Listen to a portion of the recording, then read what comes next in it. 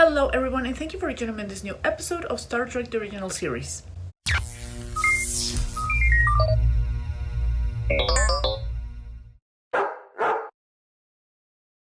So today's episode is Season 2, Episode 9, Metamorphosis.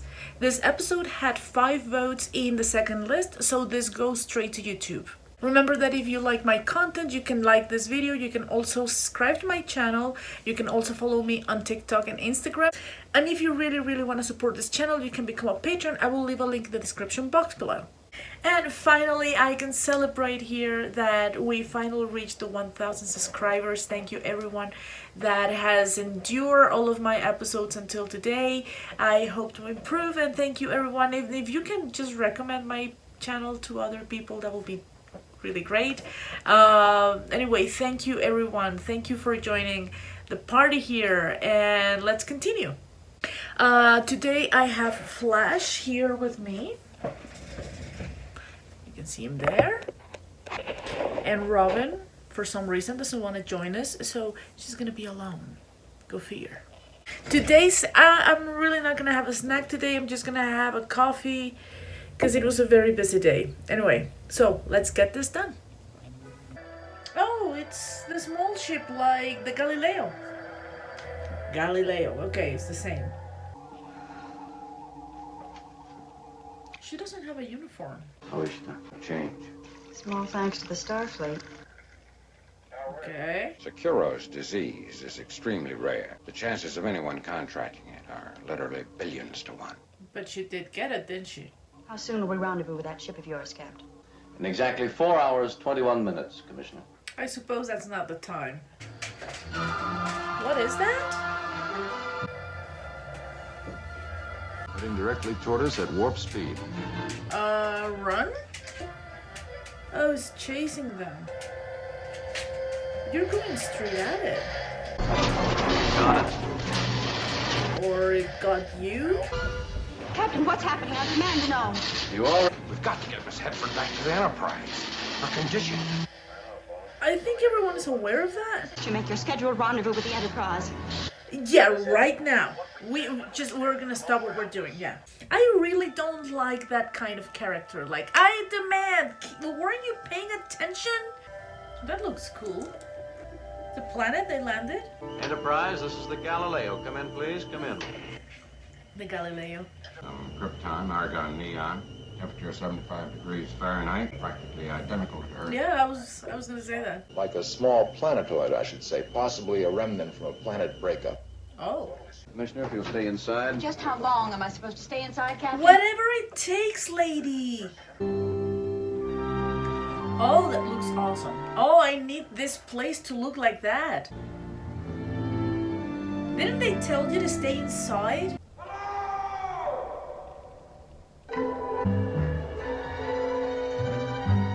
What? Fascinating. Bones, get a Is physiological... everyone seeing a man running towards them? Are you real? Oh, well, hello. Earth people? From the Federation. Well, it doesn't matter. I'm Cochrane. I've been marooned here who knows how long. He doesn't know the Federation? A woman. Beautiful one at that. He hasn't seen a woman in how long? You're a Vulcan, aren't you? Correct. So he knows Vulcans, but he doesn't know the Federation? Food to a starving man. All of you. That's even worse. All the comforts of home. I can even offer you a hot bath. How perceptive of you to notice that I needed one. Okay. Look, I'll tell you everything you want to know, but not here. And you've been out of circulation quite a while. The principles may be new to you. Why don't you explain our methods of propulsion to Mr. Cochrane? There's something odd. What about Miss Hedford? No temperature yet. I guarantee you it will develop. What are we gonna do? You can give her a cold bath. I grow vegetables in the fields over that next ridge. I suppose he used his own crap like the Martian? Oh, she started to feel bad. Where'd you get the antiques? What, you mean my instruments? I imagine things have changed a lot since I crashed. He called them antiques.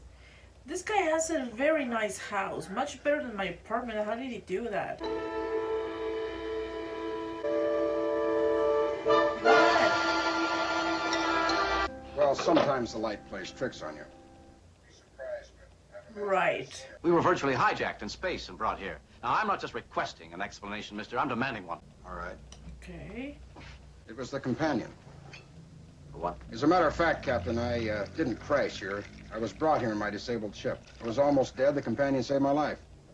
I was dying, Mr. Spock. Of a disease? What's the matter? I was an old man. Well, I don't know how it did it, but the companion rejuvenated me. Made me young again. Can I have one? I told you, I don't know what it is. It exists, it lives, and I can communicate with it. So if you can communicate, how come you don't know anything else about it? Zefram Cochrane died 150 years ago. He's been living there for that long? That's the fountain of eternal youth. Wow. Companion.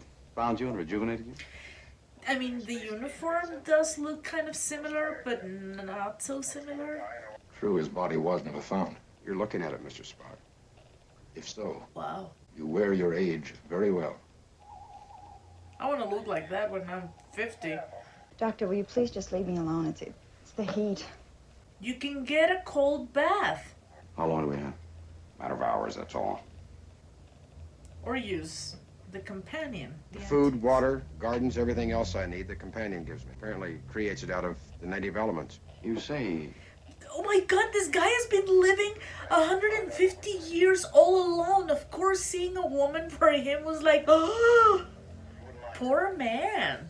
You're here to keep me company. I mean, you brought us here? No, the companion. I told her I'd die of loneliness. I thought it would release me. Instead, it brought you here. No! No! She was gonna prevent a war. Oh, no, it's inhuman. No! It is inhuman. I intend to do whatever is necessary to get us off this planet and Commissioner Hedford to the hospital. But if this guy leaves the planet, he dies. Mr. Cochrane, if you left here, what would happen to you? I'd begin to age again, normally. Believe me, Captain, immortality consists largely of boredom. How would you like to go to sleep for 150 years and wake up in a new world? I will need your help to get away. You've got it. I mean, he can age to 87 and go back to the planet, you know, and then take another 150 years of boredom and be 35 again. Okay? Why would you touch it? The hell happened to him? Oh no, no, no, no, no. Nice sheets. So the companion brought you all these plastic plants. Couldn't he bring you like real ones?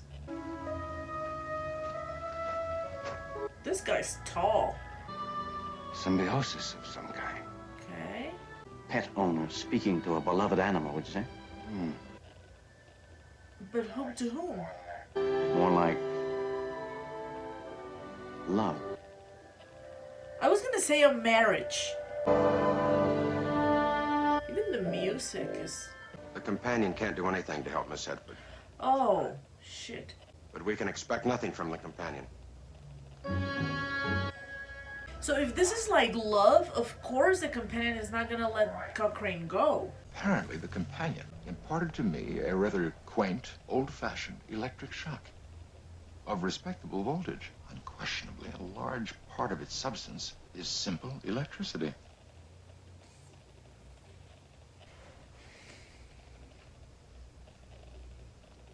I don't know if you can handle it. Troubles you, Cochrane? Yeah. The companion saved my life. It's taken care of me all these years. Yeah.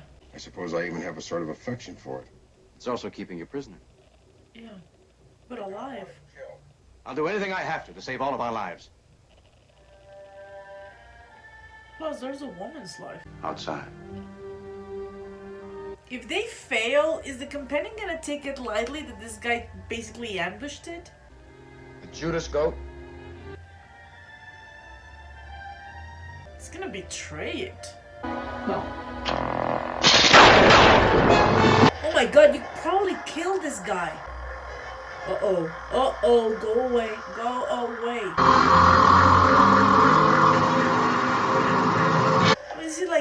choking them? You're killing them!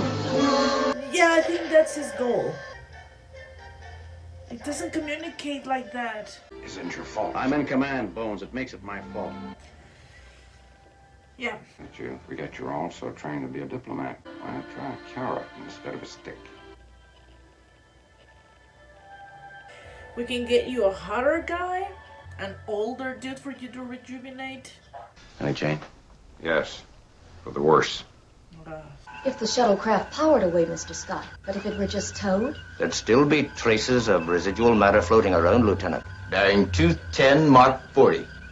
Strong particle concentration. Okay. They got him. Gone, sir. No release. Oh, that thing just erased the trace? I dragged it away on the heading we're now on. We could drag them too.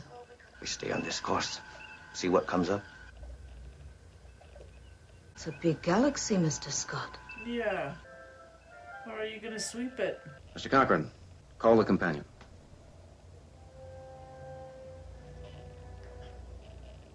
I don't know if the companion is gonna come like so willing now, considering the last fiasco. The clothes have been holding very well for being 150 years old. Feminine. No doubt about it, Spock. Yes, the matter of gender could change the entire situation. It is not a zookeeper. No? No, it's a relationship. A lover. Your bodies have stopped their peculiar degeneration. There will be nothing to hide. But why does the woman continue to be sick? And the man will continue. Who gives a shit about the woman, basically? Ask it about its nature, its Spock, history. This isn't a classroom. I'm trying to get us out of It may never come again. It could tell us so much. This isn't the time. Yeah, he doesn't get it. Still negotiating. This communication is useless. Okay, that didn't go well. But I heard the idea of male and female are universal constants, Cochrane. There's no doubt about it. The companion. Oh, this episode is not gonna fly with woke society. The companion loves you. Do you know what you're saying? This guy didn't get it in 150 years. That thing fed on me, used me. It's disgusting.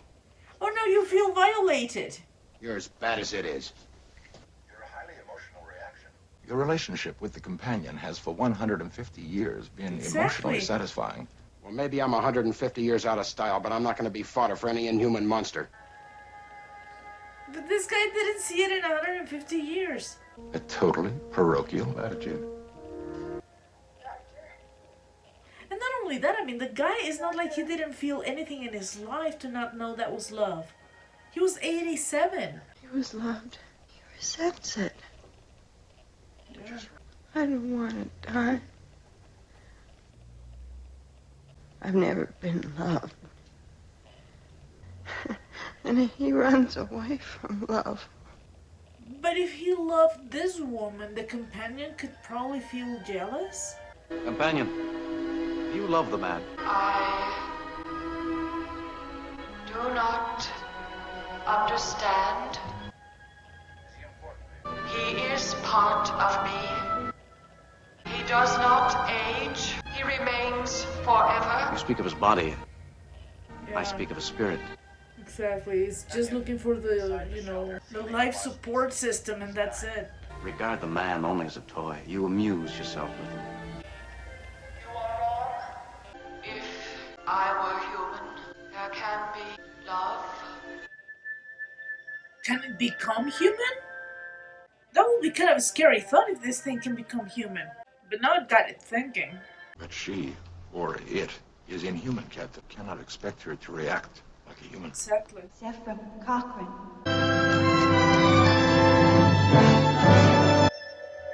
Did it take her body? It's her. It took her body. Heart like a hammer. Respiration normal. Blood pressure. But now she wanna stay there. Both of us. You do not have the power to create life. No, she can just turn another woman schizophrenic. You are both here, in the one body. It's his loneliness. Yeah. Your vehicle will operate as before, so will the communications device. Oh, they convinced her.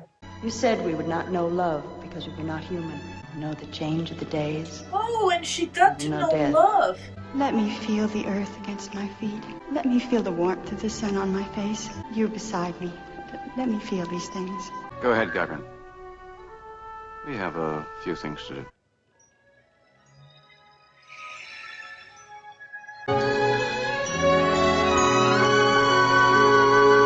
Really?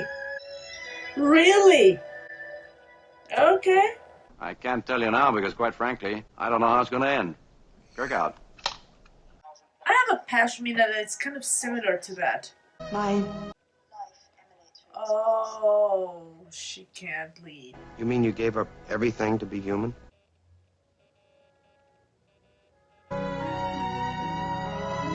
Wow. So that's their last run for both of them. Joy of this hour, I am pleased. Oh. Never understood. And now you got only 1 hour left. It's so sad. Oh. I mean, for her, for the real her, it's kind of nice because now she loved and was loved back. That quick? Enterprise is waiting, Mr. Cochrane. Oh, okay. Think it over, Mr. Cochrane. There's a whole galaxy out there waiting to honor you. Yeah, but no. He wants to stay with... But you will age, both of you. There will be no immortality. You'll both grow old here and finally die. Yeah, like I said, it's their last run. Don't tell them about me. Then how is he gonna explain everything? What about that war on Epsilon Yeah. and Ars 3? Well, I'm sure the Federation can find another woman who'll stop that war. That quickly. Okay, this had a completely different color from everything else I've seen from Star Trek. There really hasn't been that much romance. I mean, The City on the Edge of Forever, of course, and it's like one of my favorites, and of course I was gonna mention it. But that episode, even though it had like the romantic side, it was really nice to watch. It wasn't the central theme. It wasn't the main subject of the episode, for one way to say it. We had other issues going around. And in this case, it's all about love. And it's a very different kind of subject to see. It's kind of great to see that the show is really touching different aspects of human nature, of human life, society, and trying to mix them around with, the alien side of it. Here, this is like an interspecies love kind of thing. Interspecies kind of relationship you're ever gonna get. Like, wow. Well, no, I mean, there are more. There should be. Yeah, like, I'm pretty sure Spock he had a fling with this girl from the side of Paradise. So that will be interspecies. I mean, do you remember Third Rock from the Sun? Like Sally Solomon and Don Orville and Dick Solomon and Mary Albright? Padme and Anakin, in the end, even though they're human, they're from different planets. Brett Kwan and Laliani from Galaxy Quest. Han Solo and Chewie. Clark Kent and Lois Lane. Peter and Gamora. Lilu and Corbin Dallas. So in terms of interplanetary love, Superman was before Star Trek, so. And I'm pretty sure. Oh, wait, John Carter from Mars had a girlfriend. Shit, I have to check. John Carter from Mars. Deja Torres. So it's John Carter and Deja Torres. I don't know how to pronounce that. And they become the parents of a son, Torres, and a daughter, Tara. I'm not really well versed on John Carter, and I really didn't enjoy the movie that much. So that will be also an interplanetary love, right? Anyway, so This was a very interesting episode, I have to say. Yeah, in some parts, because this is love, obviously the rhythm of the episode gets to be a little flat. But I liked it. I have to say, is it Lieutenant Cochrane? Mr. Cochrane? Zefram? He and can't remember her name. Me. Assistant Federation Commissioner Hedford. So, Mr. Cochrane or Lieutenant Cochrane and Hedford make a really nice couple, I have to say. But yeah, in the end, like, he loves the companion, but he doesn't love Hedford. I mean, he does think of her as attractive, but this is kind of weird because he's gonna end up living with this companion slash Hedford. I mean, he understands because even she says we. Okay, so he's gonna be living not with a companion anymore. He's gonna be living with a split personality, very good looking woman. I mean, the good thing is that he's not going to be doing it for 150 years. He's going to be doing it for a lot less. However, that doesn't ensure that they're going to be, happily ever after. That's what worries me in this case.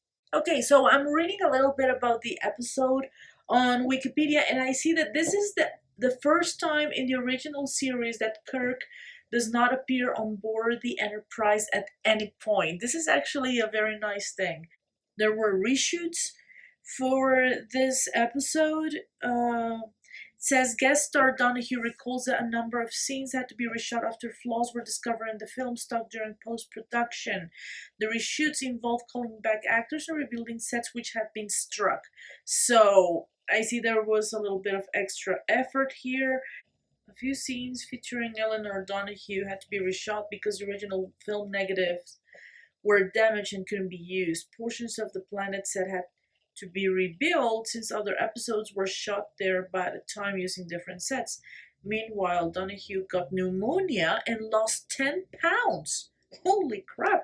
To hide this, they put Hedford's scarf around her neck and upper body. Oh, her weight loss is still visible on her face. The reshots were not directed by Ralph Sinensky. Okay. And now, like I said, this episode keeps, the constant of male and female are universal constants. This will definitely not fly with today's way of thinking, like woke ideas will definitely not fly. So, yeah.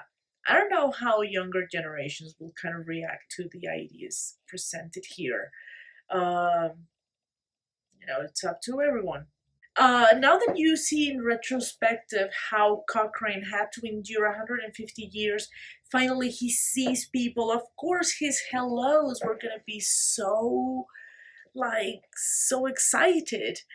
But it also kind of feels weird that during all this time he never realized that what was happening is love. Okay, so next episode is season 2, episode 10, Journey to Babel. Now, this episode had 11 votes. So again, I'm still in one of the first episodes in the first third of the season, and I'm already watching another very high voted episode. So this is what I'm kind of dreading that it's going to happen when I get to the center and the end of the season, that I am not going to get the better episodes by the time I get there anyway. So this episode will go straight to YouTube, also the reaction video. Anyway, thank you for joining me in this episode. I'll see you in the next one. God bless and bye-bye.